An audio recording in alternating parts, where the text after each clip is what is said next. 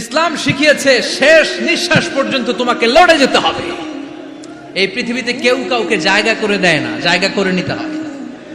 এই পৃথিবীটা the life is not a bed of roses, এটা ফুল বিছানো কোনো ফুল সজ্জা নয়, এটা কণ্টকাকীর্ণ। কেউ আপনার স্পেস করে দিবে না, কেউ আপনাকে সুযোগ করে দিবে না, কেউ আপনার জায়গা করে দিবে না, বরং আপনি জায়গা করে নিলে টাইনা নিচে নামাবে। কথা বলেন।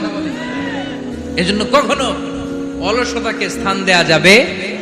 রাসূল বাত্তালি দুক্কানু শয়তান, অলস মস্তিষ্ক শয়তানের আড্ডা। অলস যদি কেউ থাকে এটাতে টেনে বেঁধে কাজে নামাবে, পারা যাবে? আল্লাহ তাআলা ততক্ষণ পর্যন্ত কোন জাতির ভাগ্যের চাকার পরিবর্তন করে না যতক্ষণ পর্যন্ত ওই জাতি নিজে নিজের ভাগ্যের চাকার পরিবর্তন করতে না চায়। চিল্লা এখন ঠিক কি না? আমরা আজকে অলসতাকে নো বলে যাবো এই মাহফিল থেকে। অলসতাকে আমরা কি বলবো? আওয়াজ করে বলতে হবে। অলসতাকে কি বলবো আমরা? মুমিনের জীবনে কোনো অলসতা নাই।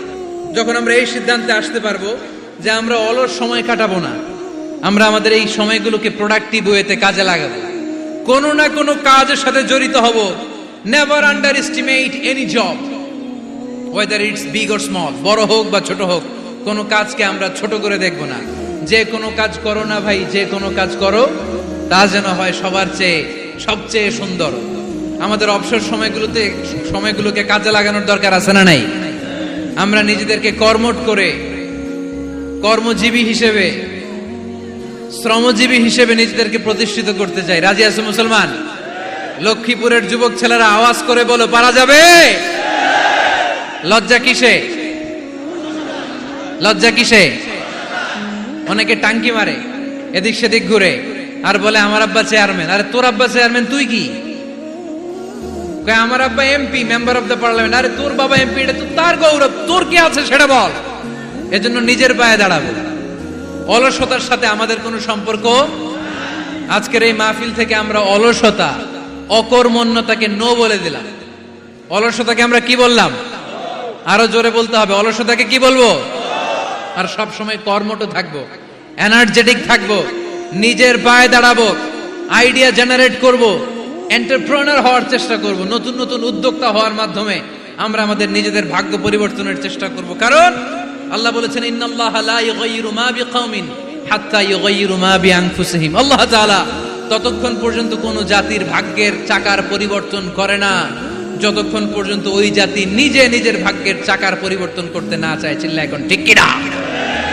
লাকাদ খালাকনা, একটা বাবার স্পার্মের মধ্যে 2 কোটি যদি শুক্রাণু না থেকে সেখান থেকে সন্তান হয় না।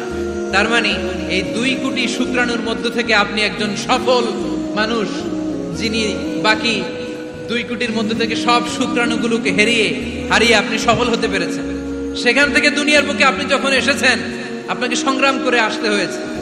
যারা সিজারের মাধ্যমে পৃথিবীতে আসে তাদের এই সংগ্রামটা থাকে না, কিন্তু যারা নর্মাল প্রসেসে পৃথিবীতে আসে তাদের প্রচন্ড সংগ্রাম করে, প্রচন্ড চাপা খেয়ে পৃথিবীতে আসতে হয়। ঠিক কিনা? কারণ আমাদের সাইজ ছিল অনেক বড়। আমাদের মায়ের যে অঙ্গটা দিয়ে আমরা পৃথিবীতে আসব, ওই জায়গাটা ছিল খুবই সরু। আমাকে সংগ্রাম করে, আমাকে যুদ্ধ করে, আমার নিজের অস্তিত্বের প্রমাণ দিয়ে চিৎকার মেরে এই পৃথিবীতে আসতে হয়েছে। চিল্লায় বলো ঠিক কিনা? এজন্য এই পৃথিবীর বুকে আমরা যতদিন থাকবো সংগ্রাম করে বাঁচতে হবে। ঠিক কিনা? পরিশ্রমে লজ্জা আছে? লজ্জা কিসে? মনে থাকবে লক্ষ্মীপুরের ছেলেরা, যে আয়াত দিয়ে শুরু করেছি সে আয়াত দিয়ে শেষ করছি। যখন সালাতের সময় হয় মসজিদে যাব, আর সালাত যখন শেষ হয় তখন মসজিদের বাইরে আমরা কাজে নেমে পড়বো। রাজি আছি তো? ফাইদা কুদিয়াতিস সালাতু ফান্তাশিরু ফিল আরদি ওয়াবতাগু মিন ফাদলিল্লাহ ওয়া যিকুরুল্লাহা কাসীরান লাআল্লাকুম তুফলিহুন। যখন তোমাদের সালাত শেষ হয়ে যায় তখন তোমরা কর্মস্থলে ছড়িয়ে পড়ো। আল্লাহ শিক্ষা দিয়েছে, যেই পরিস্থিতিতে থাকো না কেন তোমাকে শ্রম ব্যয় করে, কষ্ট করে তোমার উপার্জন করতে হবে, রিজিকের বন্দোবস্ত